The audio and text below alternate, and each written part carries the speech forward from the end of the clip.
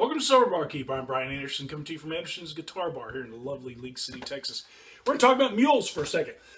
The Moscow Mule was created somewhere in 1941 or so, so they say, by the Cock and Bull Company, who creates a great ginger beer. It's one I use and used to use on here all the time.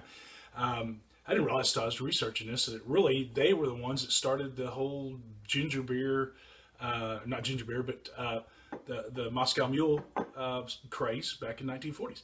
Now, over time, the mule has become kind of a staple, and there's tons of variations. So I thought for the drink of the week, for the next several weeks, I'm going to do several plays on the mule.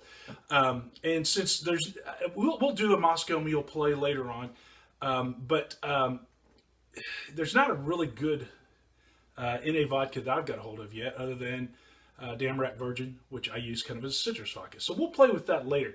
But today, to start this off, I want to do my favorite version of the mule, which is the Tijuana Mule. And you've seen me do this before, but I just thought we'd play with it again. We've not done an episode on mules.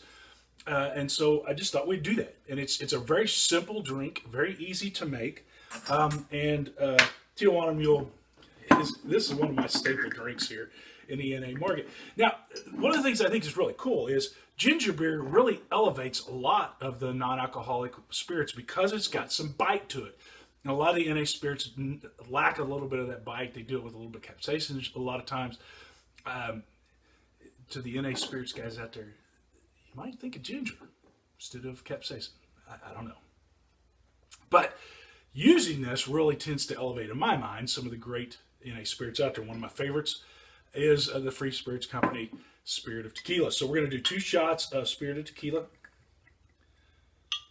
for what I call my Tijuana Mule.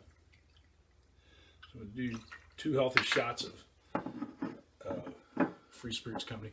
We'll take,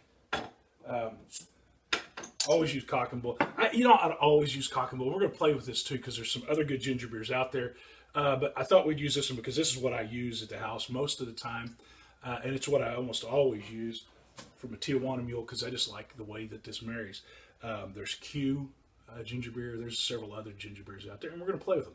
I'm going to play with some variations of them over the next few weeks as we do the mule drinks. So as you just saw, I use the half of small lime, the juice of half small lime. I like really juicy ones, so I always try to find ones that are softer, and that was some great juice there we just had.